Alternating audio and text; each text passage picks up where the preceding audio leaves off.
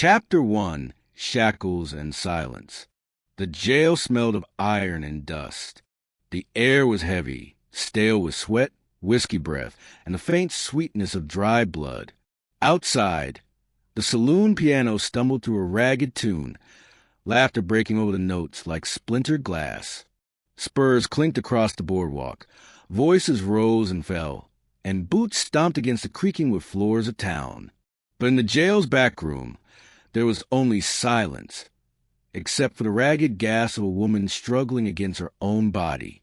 Clara pressed her palms against the splintered floorboards, fingernails dirty.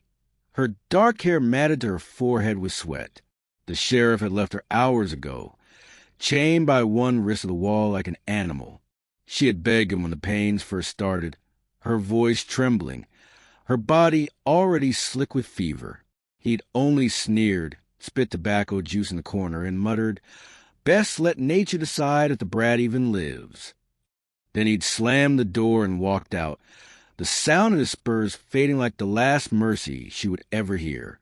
Now, alone in the darkness, Clara bit down on her own sleeve to keep from screaming too loud. Her body arched with the force of another contraction, pain carving through her like hot iron. The rickety cot against the wall sat useless. She hadn't been strong enough to climb onto it, so she labored on the cold planks, her wrist chained, the metal biting raw into her skin with every movement. "Please, Lord, please," she whispered, though she wasn't sure if God listened to women like her anymore.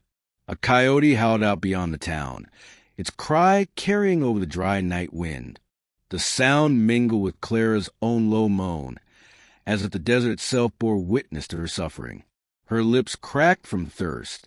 Her throat was raw from pleading. She pushed once more, tears streaking her dusty cheeks, and then, like a miracle breaking through the darkness, a thin cry filled the cell. Her newborn. Clara's trembling hands gathered the tiny body close. A boy, slick and fragile, wrapped in nothing but her torn petticoat. His skin was red, his cries weak, but he was alive.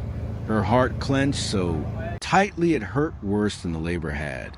She pressed her lips against his damp forehead, salt tears falling onto his skin. "You're here," she breathed. "You're here, my little one. You hold on for me.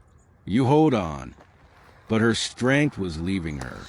Blood pooled beneath her on the boards, soaking into the wood. Her head swam. The sheriff's voice echoed in her mind. Never worth saving. Maybe he was right. Maybe she'd die here. Forgotten, her boy crying until his voice gave out. She closed her eyes, rocking the child as best she could with one arm chained. The night outside carried on. Boots, laughter, the slam of saloon doors. Nobody cared. Nobody would ever care. Then, boot steps. Clara's eyes snapped open. Heavy, deliberate steps on the jailhouse porch. The door hinges groaned, spilling in a stripe of lantern light across the dirty floor. The man who entered wasn't the sheriff. His silhouette filled the doorway. Broad shoulders, a long coat trailing dust, and the glint of a starless night in his eyes. His spurs jingled with each step, but not like the sheriff's swaggering clink. This man walked like he carried the weight of death with him and didn't fear it. He stopped, gaze narrowing at the sight of Clara slumped against the wall, the child bundled to her chest. For Christ's sake, his voice was low, rough as gravel, but edged with something Clara hadn't heard in weeks. Disbelief, maybe even pity. Clara licked her cracked lips. "Please don't leave us." The man crouched beside her, pulling a flask from his coat and tipping it carefully to her mouth. Cool water slid over her tongue, and she nearly sobbed at the taste. He worked quickly, unbuckling a leather pouch from his belt, pulling out strips of cloth, pressing them to the blood-soaked boards beneath her. Who did this, he asked, though his eyes already flicked to the sheriff's chair, the half-empty whiskey bottle, the playing cards abandoned on the desk. Clara couldn't answer. Her strength was gone, her voice rasping like wind over dry grass. She only clutched her baby tighter. as if the stranger might take him, but the man surprised her. He leaned closer, his rough hand steady, and pressed 2 fingers gently to the baby's chest. The child's thin wail answered him. Something softened in the bounty hunter's hard features. "You're fighters, the both of you," he murmured. Then he looked her straight in the eye. "You're not dying here. Not while I'm standing." The promise hung in the air, heavy as the desert heat. Clara wanted to believe him, wanted to let go of the fear, gnawing her insides. Her hand trembled as she reached toward him, the iron cuff rattling against the wall. The man's jaw tightened. He drew a knife and with one sharp twist, snapped the chain clean. The sound of iron hitting the floor echoed louder than any gunshot. Clara's vision blurred as darkness closed in, but she felt the stranger's arms lift her, cradling both her and the child. For the first time since the jail door had slammed, she let herself breathe. Outside, the night wind stirred the dust, carrying the echo of coyotes and saloon music. But within his arms, Clara felt something she hadn't known in months. Hope. Chapter 2, A Stranger's Mercy.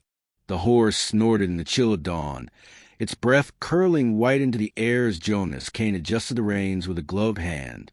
The bounty hunter's coat was dusted in the gray of the road, his hat brim shadowing eyes that had seen too much.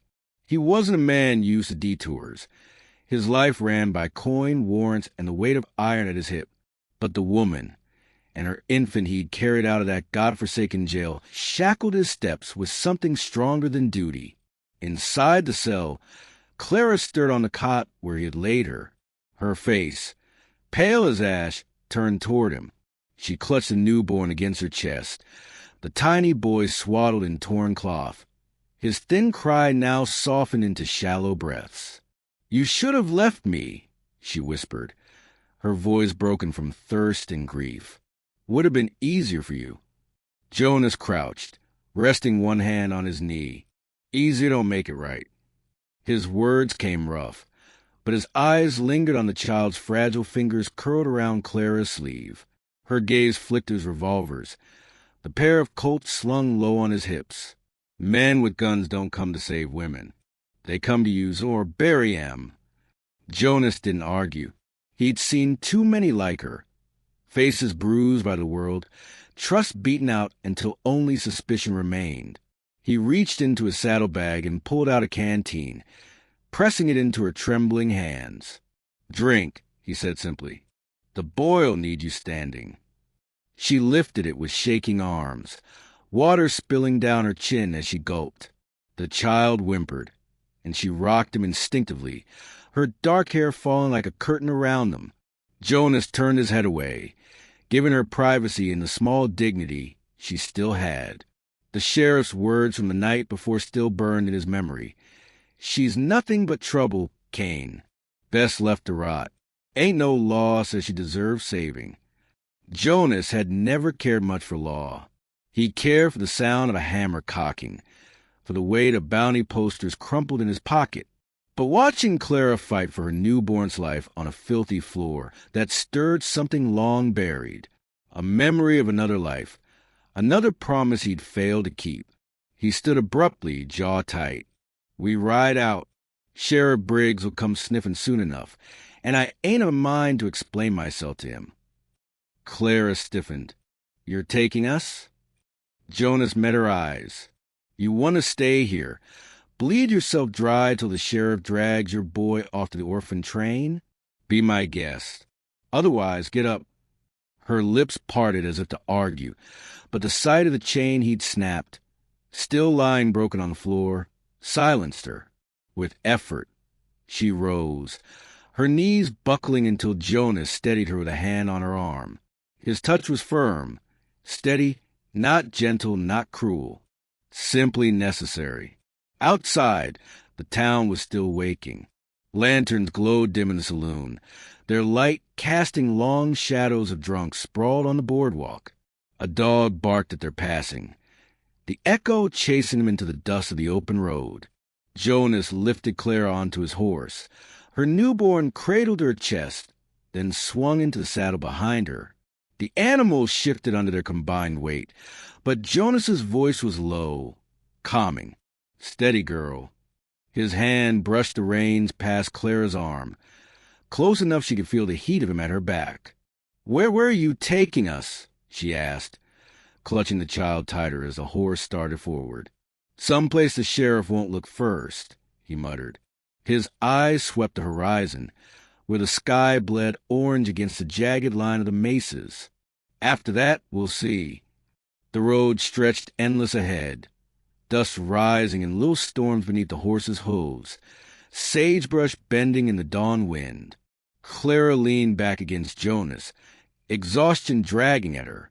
For the first time in weeks, maybe months, she allowed herself to close her eyes, if only for a heartbeat. Jonas kept them moving steady, his gaze sharp. He knew Briggs. The man wouldn't stomach being made a fool of. By sundown, riders would be combing the prairie, and if they caught up, well, Jonas Kane had never lost a fight he was willing to win. But as the newborn stirred, letting out a thin wail, Jonas felt a flicker of something he couldn't put a name to. Something dangerous, maybe more dangerous than any sheriff's bullet. Mercy. Chapter 3, Blood on the Trail.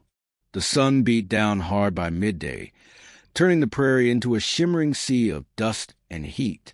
Clara swayed in the saddle. Her newborn pressed her chest, hidden beneath the fold of Jonas's weathered coat. Each hoofbeat jarred through her body, still raw and weak from giving birth. She kept her eyes on the horizon, but her thoughts drifted to the men who would be coming. The sheriff's sneer haunted her still. "Hold steady," Jonas muttered from behind her, his voice deep, low, like gravel grinding in a stream bed. His arms bracketed hers as he guided the reins, his body steady even as hers trembled with fatigue. "How far do we have to go?" she asked, voice breaking from thirst. Jonas's eyes scanned the mesas rising in the distance. "Far enough the sheriff will think twice before sending his dogs further. But he won't quit. Not after I spat in his face talking you." Clara clutched the baby tighter. "He won't stop until he kills me." Jonas didn't answer. He only shifted his jaw and scanned the ridges again. The silence that followed was answer enough. They reached the canyon rim by afternoon, where the land dipped into jagged stone and brush. Jonas swung down from the saddle, dust puffing beneath his boots. "We rest here." Clara slid from the horse awkwardly, nearly stumbling, but Jonas's hand steadied her without a word. He spread his coat on the ground for her and the child, then walked to the edge, scanning the plains below. The man never stopped watching. His eyes were hawk-sharp, his stance always angled as if expecting trouble. Clara tried to feed her newborn, but her body shook with weakness, the milk barely coming. Frustrated, she whispered to the crying infant, "Please, don't give up on me." Jonas's shadow fell over her. He knelt, offering a strip of dried meat from his pack. "Not much, but you need it more than I do. Baby'll need you strong." She hesitated, then took it, her lips trembling as she chewed. His steady gaze unnerved her. It wasn't the hungry stare of a man looking to take something. It was different. She looked away, clutching her child tighter. The faint crack of a branch snapped the silence. Jonas's head whipped toward the canyon rim. His hand slid to the colt at his hip. "Stay low," he said quietly. His voice had changed, hard as steel. Clara froze, her heartbeat drumming in her ears. She followed his gaze and saw riders on the ridge opposite them. 3, maybe 4 men, silhouettes sharp against the burning sky. The sheriff's posse. Jonas stood slowly, calm as a snake before it strikes. "Guess Briggs don't like being made a fool." One of the riders shouted, "Hand her over, Kane. Ain't worth your hide protecting a murdering whore." Clara's blood ran cold. She pressed her baby close and whispered, "Don't let them take me." Jonas didn't glance back at her. His hat brim shaded his eyes, but his voice carried clear. Tell Briggs if you want her. He can come fetch her his damn self. The riders spurred forward, guns flashing in the sunlight. Jonas moved like lightning. His revolvers cleared leather before the first shot cracked. Gunfire echoed sharp across the canyon, the smell of powder biting the dry air. Clara ducked low, shielding her child, her ears ringing. One rider fell from his saddle, a crimson spray against the dust. Another's horse reared, screaming, as Jonas's bullet struck true. The third fired wild, a shot sparking off the stone inches from Jonas's shoulder. Jonas pivoted calm, eyes narrowed, and dropped him clean. The last man wheeled his horse, fleeing in a storm of hooves and grit. Jonas didn't fire. He just watched him vanish into the haze. The silence that followed was deafening. Clara lifted her head, trembling. Jonas holstered his pistols, walked to the nearest fallen man, and kicked his gun away. Then he turned, his eyes finally meeting hers. "You see now," he said, voice flat. "Sheriff ain't gonna let this go. You and that boy, you're hunted. My fight's yours now." Clara's throat tightened. She wanted to thank him, but the words tangled in fear and exhaustion. She only nodded, clutching her baby until her knuckles whitened.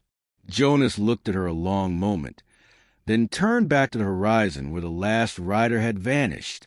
The wind stirred the dust around them, carrying the faint, distant howl of a coyote. The sheriff's war had only just begun. Chapter 4, The Ranch of Ghosts. The prairie stretched out endless, baked gold beneath the weight of the sun. For 3 days Jonas kept Clara and the baby moving. Slow, steady miles across sagebrush and dusty gullies, his sharp eyes always cutting to the horizon. Clara rode slumped against him, her strength a fragile ember, though she fought to hold her child with every ounce she had. When they finally crested a low ridge, the land opened to reveal a valley tucked between mesquite-dotted hills. At its heart lay a ranch, or what was left of one. A long porch sagged against the wind, shutters hung crooked, and weeds had choked the corral. The barn leaned like a weary old man, its paint long since peeled to gray. Clara's lips parted faintly. This place... Jonas reined the horse to a stop, his jaw tight, his eyes shadowed by the brim of his hat. "Used to be mine. Me and my brother built it. Ain't been back in years." She felt the weight in his words, the kind of weight that didn't come from boards and nails. He swung down, lifted her gently from the saddle, and carried the baby in one arm as if the child were as natural to him as his pistols. The porch groaned under their boots as Jonas, shouldered, opened the door. Dust drifted in the shaft of light, settling over bare furniture and a fireplace long gone cold. "Ain't much," he said, setting the baby into Clara's arms again. "But it's standing, and it's safe." Clara lowered herself onto a worn chair. The baby nestled against her breast. For the first time since the jail, she felt walls around her that weren't iron. She pressed her cheek to her child's downy hair and let herself breathe. Jonas busied himself with silent purpose, shaking out moth-eaten blankets, splitting kindling, coaxing a small fire in the hearth. His movements were rough, efficient, but not unkind. Clara watched him from across the room, seeing the lines etched into his face by years of dust and danger. A man used to survival, not comfort.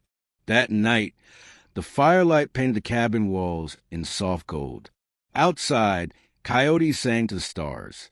Clara sat near the hearth, humming low as her baby suckled. Jonas sat at the table, turning a tin cup between his scarred hands, his gaze far away. "You built this with your brother?" Clara asked quietly. Jonas's jaw worked before he answered. "Yeah, he's gone now. Buried out back, under the cottonwood." His voice carried no tremor, but his eyes lingered on the flames like they might consume his memories whole. Clara swallowed. She knew grief when she saw it. It was in the set of his shoulders, in the silence between his words. "I'm sorry." He looked at her then, his gaze steady. Don't waste sorrow on the dead. Save it for the living. They're the ones who suffer. The words cut deep, but they also steadied her. She stroked her baby's cheek and whispered, "Then I'll suffer for him, and for me, and I'll keep breathing." Jonas's lips pressed into something like approval, though he said nothing. He rose, shrugging on his coat, and set his rifle by the door. "We'll need supplies. Tomorrow I'll ride into town." Fear gripped her chest. "Jonas, if they see you, they won't. I ain't easy to catch." His eyes softened for action. "You'll be safe here. I'll show you the rifle before I go." And he did. At dawn, with the mist still clinging to the hills, Jonas stood behind her in the corral, guiding her hands around the heavy barrel of a Winchester. His chest brushed her back as he adjusted her stance, his voice low in her ear. "Feet apart. Breathe steady. Don't fight the recoil. Ride it." She fired, the crack shattering the morning silence. The bullet splintered a fence post, her shoulder jolting from the kick. She gasped, blinking, but Jonas's hand steadied her. "Not bad," he said gruffly. "We'll make a fighter out of you yet." Clara glanced back at him, the warmth of his hand lingering even as he stepped away. For the first time, she felt something stir that wasn't fear or grief, something dangerous in its own right. That night, as the wind whispered through the cottonwood over the grave of Jonas's brother, Clara sat on the porch with her baby in her arms. The ranch still felt haunted by ghosts of the past, but her baby's soft breathing, her own heartbeat steady at last, made the place feel alive again. And in the shadows, Jonas Kane kept watch, his rifle across his knees, his eyes always on the horizon. Chapter 5, Whiskey and Betrayal. The days at the ranch passed in a fragile rhythm. Jonas left before dawn to ride for supplies, always returning with dust on his coat and silence in his eyes. Clara tended the baby, cleaned the cabin, and learned the rifle's weight in her hands. For a brief spell, life almost felt steady, but the shadows of town were never far. Each night, as the coyotes howled, Clara thought of Sheriff Briggs, his sneer, his threats, the men who'd nearly taken her at the canyon. She told herself Jonas's ranch was safe, that ghost alone haunted it. Yet safety was a brittle thing, and hunger made brittle things break. By the third week, the baby's cries had turned thin, restless. Clara's milk faltered, her body still weak from birth. When Jonas saddled his horse one morning, she gripped his sleeve. "Let me go with you," she whispered. Jonas's eyes narrowed beneath the brim of his hat. "No, I can't sit here waiting. My boy needs more than scraps and prayers. Please, Jonas." His jaw tightened. "You step foot in town, some'll know you. Briggs' eyes everywhere." Clara swallowed hard, but when Jonas rode off into the pink glow of dawn, her resolve hardened. She couldn't bear the thought of her baby fading in her arms. So when the sun rose high, she wrapped herself in Jonas's old duster, tied her hair beneath a kerchief, and saddled the mare he'd left behind. Her heart hammered as she rode toward the town she'd once sworn never to see again. The saloon doors creaked wide when she pushed through, the smell of whiskey and cigar smoke wrapping around her like a noose. Laughter echoed, boots scraped the floorboards, and a fiddle stumbled through a rowdy tune. She kept her head down, slipping to the back, where a saloon girl with painted lips and tired eyes leaned against the bar. "Please," Clara murmured, sliding a coin across the wood. "Do you have milk? Or anything for a newborn?" The girl raised a brow, her gaze flicking to Clara's pale face and trembling hands. "Baby, huh?" She smirked, though there was no malice in it. Just curiosity sharpened by survival. Ain't often women come in here begging for milk instead of gin. Clara's cheeks burned. "I'll pay. Just don't tell anyone you saw me."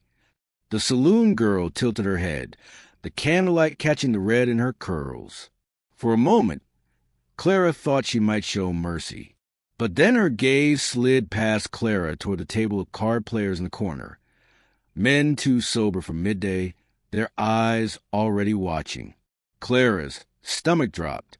She snatched the small bottle the girl set on the counter and hurried out, the swing of the saloon doors echoing like a warning shot. By the time she reached the ranch, sweat slicked her back, fear clawing her chest. She fed the baby with trembling hands, tears streaking her dusty cheeks. The boy quieted, his small mouth working the bottle greedily, and for a fleeting moment she felt she'd done right. But when Jonas returned at sundown, his horse lathered and his face grim, she knew. "They know," he said flatly, slamming his saddlebags onto the table. "Briggs's men rode into town while I was there. They heard a girl talking. Said she saw a woman pale as a ghost, begging for milk in the saloon." Clara's breath hitched. "Jonas, His eyes were fire as he cut her off. "You risked everything. For what? A bottle that could have waited one more day? You think Briggs won't come sniffing this way now?" Her voice cracked. "My baby was starving." She clutched the child close, tears spilling. "I couldn't just sit here while he wasted away. You don't understand. You've never had to choose between your life and your child's." The anger in Jonas's eyes faltered, replaced by something harder to name. Pain, maybe? Regret. He dragged a hand over his jaw, turning from her to the door. "Get ready," he muttered. "They'll come. Tonight, tomorrow, don't matter. But they'll come." As the sun bled red over the horizon, the ranch seemed to hold its breath. The baby whimpered against Clara's chest. Jonas stood on the porch, rifle across his arms, his shadow long against the dust. In the distance, faint at first, came the thunder of hooves. The trap had been sprung. Chapter 6. Gunfight at Sundown. The sky was bleeding red by the time Jonas spotted them. Shadows riding fast across the valley, dust curling behind their horses like smoke from a brush fire. Sheriff Briggs rode at the head, broad-shouldered, his star badge glinting like a dagger in the dying light. The sound of their hooves rolled over prairie like thunder, a storm bearing down. On the porch of the sagging ranch house, Jonas set his rifle across the rail, jaw clenched, eyes hard. He'd known they would come. Briggs was too proud to let Clara slip away, too cruel to leave a woman and her newborn in peace. Inside, Clara paced the floor, her baby clutched close, her heart pounding against his tiny body. The child whimpered, sensing her fear. She pressed a kiss to his hair, whispering, "Hush, my love. Hush now. Mama won't let them take you." Jonas stepped inside, his boots heavy against the floorboards. "They're here." Clara's knees nearly gave out. "Jonas." "You stay low," he said firmly. His eyes swept over her, softer for a moment. "Do as I taught you. If anyone gets through that door, you don't hesitate." She nodded, though her hand shook around the rifle he pressed into them. Her lips moved in silent prayer as Jonas strode back onto the porch. The posse slowed, horses blowing hard, rifles flashing in the light. Briggs's voice boomed across the yard. "Kane, you pick yourself a fine new stealing my prisoner. Hand her over, and I might just let you keep your hide." Jonas spat into the dust. "You ain't got mercy enough of that, Briggs." Briggs sneered, tugging his reins. "You'd throw away your life for a whore and her brat? You've lost your damn mind." Jonas's voice cut like steel. "Better mine than yours." The silence that followed broke in a hail of gunfire. Bullets tore through the porch posts, splinters flying. Jonas dropped behind cover, rifle cracking back, the sharp bark echoing through the valley. One of Briggs's men pitched from his saddle with a scream. Horses reared, guns roared, the air thick with powder and smoke. Inside, Clara crouched against the wall, her baby bundled tight, rocking him even as the floorboards shuddered with every shot. She pressed her cheek to his tiny head, whispering, "Please, please, stay with me." Jonas fired again, rolling to reload. A bullet grazed his arm, searing hot, but he didn't flinch. He picked off another rider, his jaw set, his eyes dark with fury that had nothing to do with money or duty. This fight wasn't for a bounty. It was for them. Briggs dismounted, striding forward as his men spread out. He raised his revolver, his voice carrying clear. "You think you're some savior, Kane? That woman's nothing but a stain. She was left to die because she deserved it." Jonas's rage burned hotter than the sun sinking behind the hills. He stepped from cover, dust swirling around his boots, his hand resting on his coat. The world seemed to hold its breath. "Draw," Jonas growled. For a heartbeat, time slowed, the wind whipping to the cottonwood, the baby's soft cry from inside, the last streak of sun slicing across the land. Then Briggs's hand twitched for his revolver. Jonas was faster. The crack split the twilight. Briggs staggered, his pistol clattering to the dirt. He dropped to his knees, clutching his chest, eyes wide with shock. Blood darkened the dust beneath him. Jonas stood tall, smoke curling from his coat, his face carved in stone. Briggs gasped once, then fell face first into the earth. The posse broke. The remaining men spurred their horses and fled into the growing night, their courage scattering with their leader dead in the dirt. Silence fell. Only the cry of a distant coyote broke the stillness. Jonas holstered his gun and turned back toward the ranch. His arm bled, his body ached, but his steps were steady. Inside, Clara rose from her crouch, the rifle still trembling in her hands. Tears streaked her cheeks, and when her eyes met his, they were full of fear and relief all tangled together. "You're hurt," she whispered, rushing to him. Jonas shook his head. "A scratch. It's over now." His voice softened as his gaze fell to the baby in her arms. "He'll never grow up under Briggs's boot. Not while I'm breathing." Clara's throat tightened. She pressed her forehead against his chest, the baby between them. For the first time since the jail, she let herself believe survival was possible. Outside, the sun slipped behind the horizon, leaving the sky painted in fire. And in the fading light, the ranch stood tall, not just a place of ghosts anymore, but a fortress against the cruelty of the world. Chapter 7, Hearts Uncovered. The night after the gunfight fell quiet, eerily quiet. The wind had stilled, and the stars stretched endless over the prairie, cold and bright. The ranch smelled of gunpowder and smoke, faint trails still drifting from the splintered posts on the porch. Jonas sat slouched at the table, his coat tossed aside, his shirt darkened with blood along his sleeve. Clara hovered near the hearth, her baby tucked in a blanket beside the fire. The flames painted her face in soft gold, but her hands trembled as she wrung a cloth in the wash basin. She had seen death before, but never like this. Never so close, never with her own survival hanging in the balance.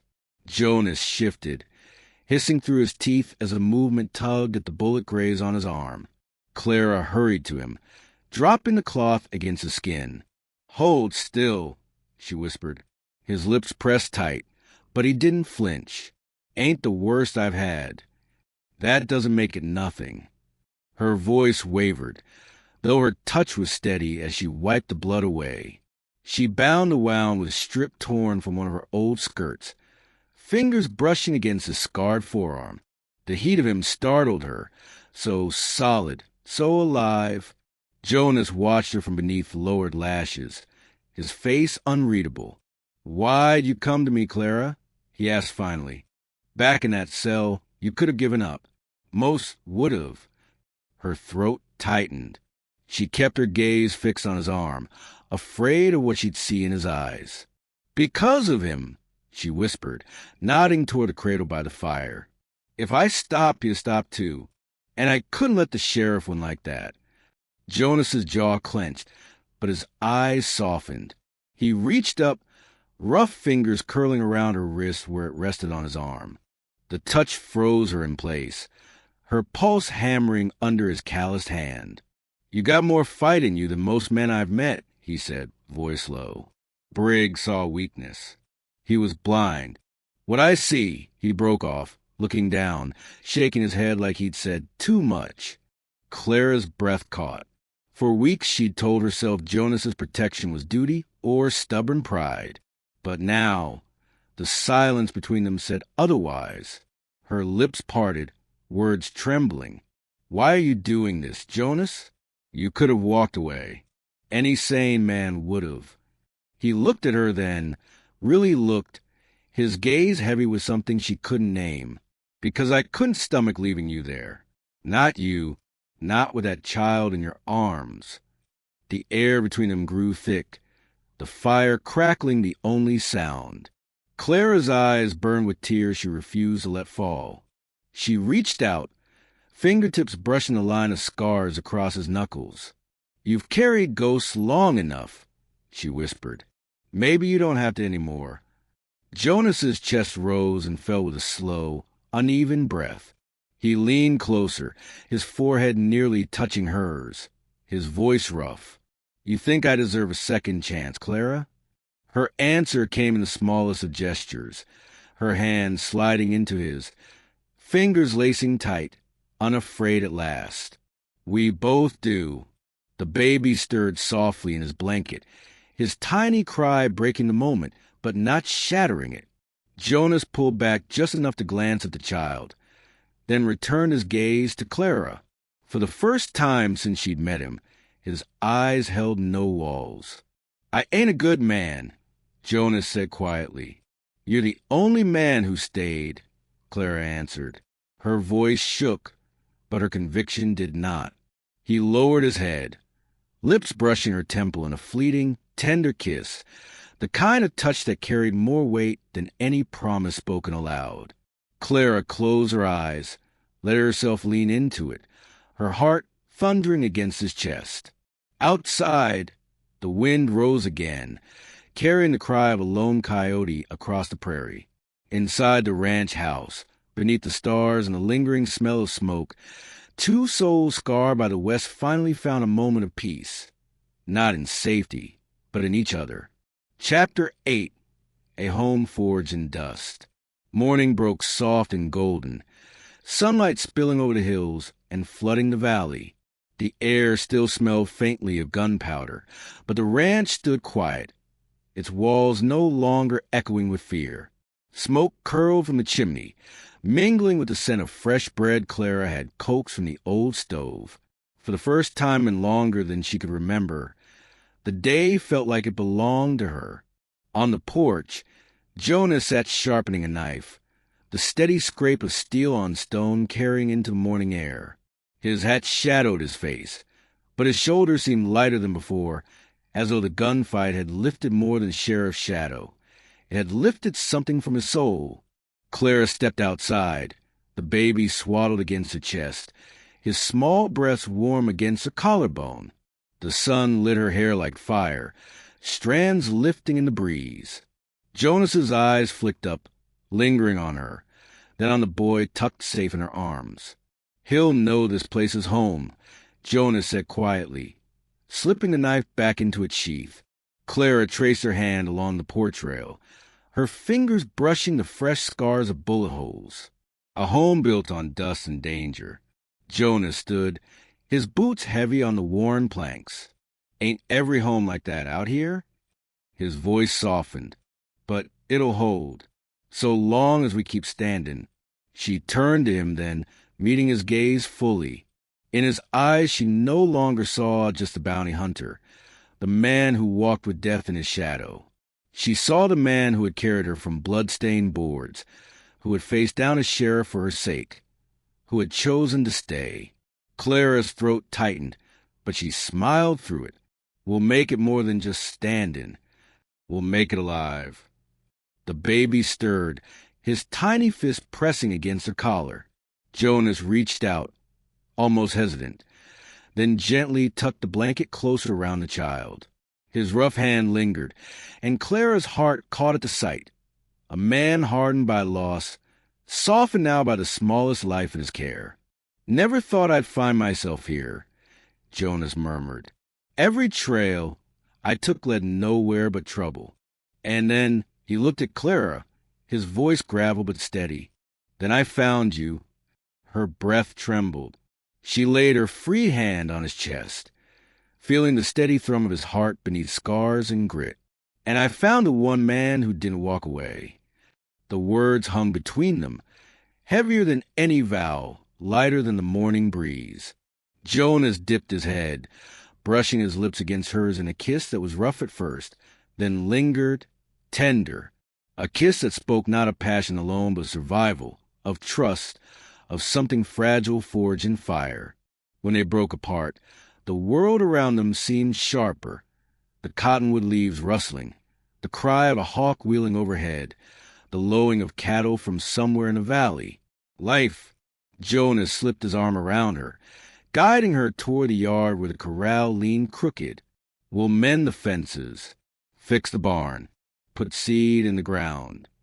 His mouth quirked with something like hope. "This place will breathe again." Clara looked at the ranch, the sagging roof, the weather-worn boards, the land stretching wild and unbroken beyond. It wasn't much, but it was theirs. She rested her head against Jonas's shoulder. The baby sat between them, and whispered, "Then we stay." The sun climbed higher, painting the prairie in gold. Dust rose with the morning wind, carrying their laughter, soft, uncertain, but real, into the wide horizon. The sheriff was gone, the posse scattered, and though the world was still dangerous, Clara knew one thing with certainty. In the heart of the Wild West, scarred by loss but bound by love, they had built a home forged in dust. The sun was sinking low, painting the plains in fire and gold. Dust drifted lazily across the horizon where cattle grazed, their silhouettes black against the dying light. The town saloon piano carried faint on the breeze, mingling with the creak of saddle leather and the sage-brush-sweet wind. Jonas stood on the porch of the rebuilt ranch, hat in hand, his frame outlined against the glowing sky. Clara stepped beside him, the baby balanced on her hip, his soft breast warm against her neck. The scars of gunfight still marked the porch posts, but flowers now grew in the soil beneath them. Clara's doing. For a long while neither spoke. The silence was not heavy this time, but full, like the calm after a storm that had raged too long. Finally, Clara turned, her eyes shining with the same stubborn fire that had carried her from the jailhouse floor to this very moment. "You gave me back my life, Jonas," she whispered, "and I'll spend the rest of it giving you back yours." Jonas's throat tightened. He took her free hand, rough fingers closing around hers with care. His gaze held the sunset, then her. "Ain't no bounty worth more than this, more than us." She leaned into him, and as the wind swept across the plains, carrying dust and promise alike, Jonas slipped his arm around her. Together, they looked out over the land, not haunted anymore, but alive. The baby stirred, and Clara smiled. Jonas bent low, kissing her temple, and murmured the words that bound them tighter than iron. "This time, Clara, we stay." And with the last light of the day, they did.